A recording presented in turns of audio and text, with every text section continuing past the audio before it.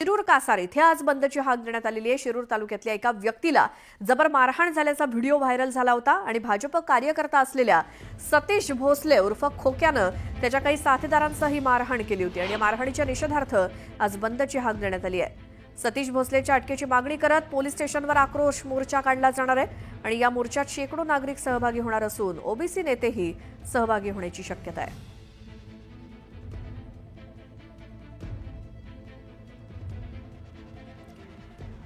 तर आमचे प्रतिनिधी सुरेश जाधव आपल्या सोबत आहेत। सुरेश, आज त्या खोक्याच्या विरोधात जो काही आज मोर्चा शिरूर कासारमध्ये काढला जातोय, काय त्याबद्दल माहिती? सतीश भोसले उर्फ खोक्या यानं ज्या पद्धतीनं ढाकणे कुटुंबाला मारहाण केली त्या घटनेच्या निषेधार्थ त्याचबरोबर 2 गुन्हे दाखल होऊनही त्याला अद्यापर्यंत अटक केली नाही म्हणून बीडच्या शिरूरमध्ये लोक आक्रमक झालेले।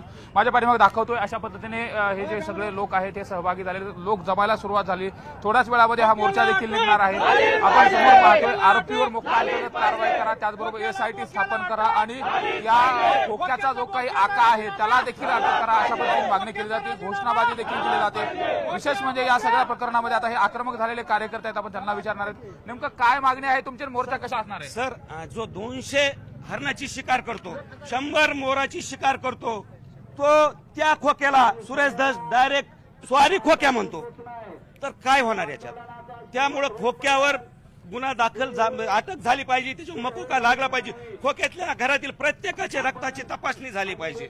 आणि आक्रमक झालेले कार्यकर्ते, आज मोर्चा कसा असणार आहे, कोण कोण सहभागी होत आहे आणि काय आक्रोश आहे नेमका? नाही, मोर्चामध्ये जवळपास सगळेच लोक सहभागी आहेत। काही म्हणजे या मोर्चामध्ये सगळ्या जाती धर्माचे लोक सहभागी झालेत। गुंडगिरीच्या विरोधात हा मोर्चा आहे आणि हा गुंडगिरी कुठेतरी संपली पाहिजे।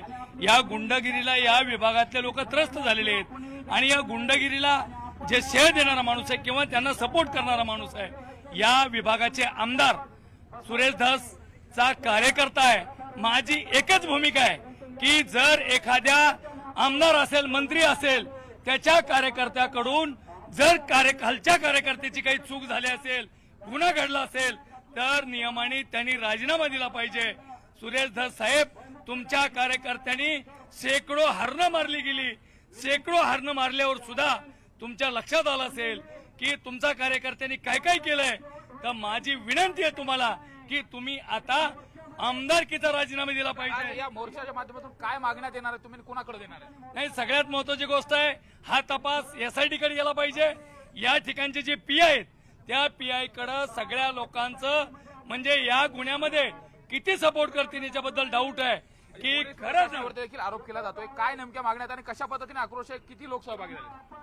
याच्यात आता किमान 50,000 लोकांचा मेळा आहे, पाठीमागं खूप लोक आहेत, अजून येतात काही। आणि बीडचा बिहार हा सुरेश धसनी केलेला आहे, हा खोक्या त्यांनी सुकिलेला आहे। ह्या खोक्यानी पैसे हे सुरेश धसच्या पत्नीचे आहेत, सावकारकी करीत आहे आणि गंभीर आरोप केला जातोय। विशेष म्हणजे गंभीर आरोप केला जातोय, सुरेश धस यांच्यावरती देखील आरोप केला जातो आणि जो खोक्या आहे ज्याने हरणांच्या शिकारीच्या संदर्भात देखील केलं होतं त्याच्यावरती कारवाई करावी अशी मागणी केली जाते। त्यामुळे एकंदरीत आक्रमक झालेले हे शिरूर मधले लोक आपल्याला पाहायला मिळतात। नेमका मोर्चा कशा निघणार आणि मोर्चाच्या माध्यमातून काय काय मागण्या केल्या जाणार हे देखील पाहणं महत्त्वाचं असेल।